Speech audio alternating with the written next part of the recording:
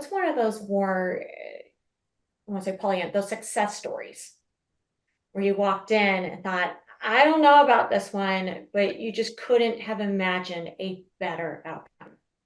So I've got a good story that kind of I say that this client and I serve this client. So Navera Group is a small firm. I own the firm. I do all the business development, but I also staff the jobs, right? So I'm an interim CFO, but I'm getting other jobs for my other 5 or 6 people. But this particular job I did. And I say to this day, I used every tool in the bag. And that's not usual for any client engagement. So this engagement started off as, I'll try and kind of be brief, but this is a really interesting story. Um, Started off as I got a phone call from outside corporate counsel. I have a client, $50 million manufacturing company. The CFO just left. So they need somebody, they're going to do a search. It's going to take a few months. That's a normal kind of scenario call we might get. So, okay, I learn a little bit more about the company. Um, Go there, kind of the first day, meet the owner. Hi, how you doing? Whatever, blah, blah, blah.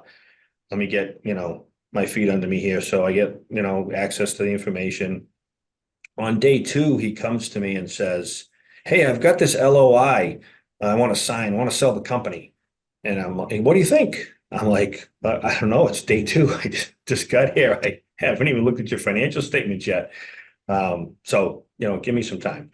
So on day 3, this is a $50 million manufacturing company. I find a $3 million fraud on EBITDA. So EBITDA is overstated by $3 million. And so I go to him and I said, Mr. Owner, we got a little problem. And he nearly fell out of his chair. And that's when it hit him that, oh, now I know why my CFO just quit.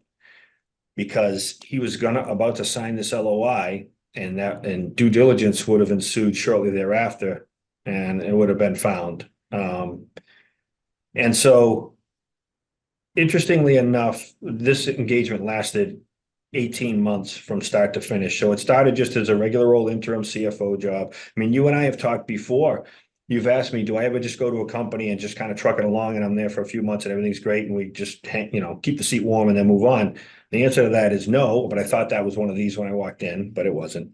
And so then what do? We have to call the bank first and tell them. And he's like, we can't call the bank. I'm like, no, that's the first thing we have to do because you've reported these financial statements fraudulently to the bank.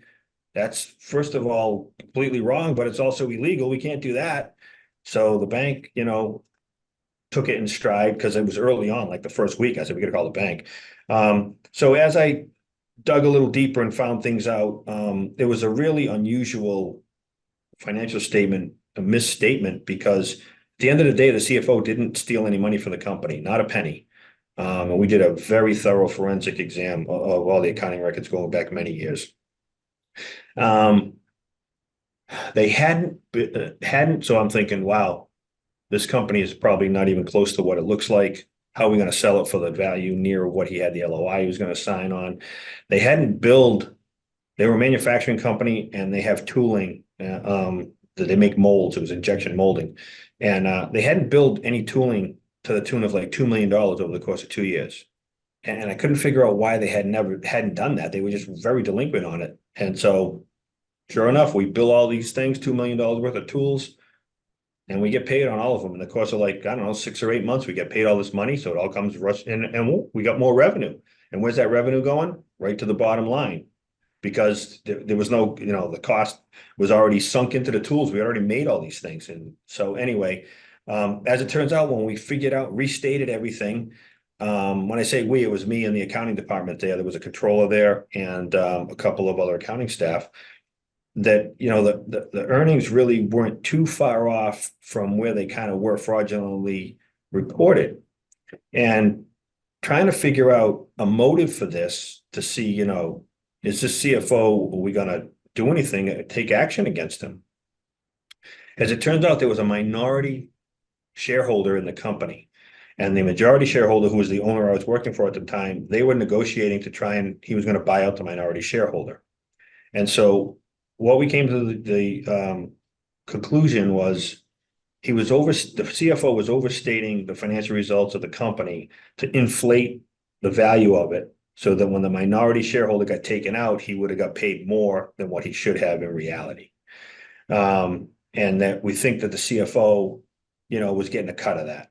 Now, they never took any legal action, so there was never any, lawsuit or anything that we could, examine people or do depositions or what have you.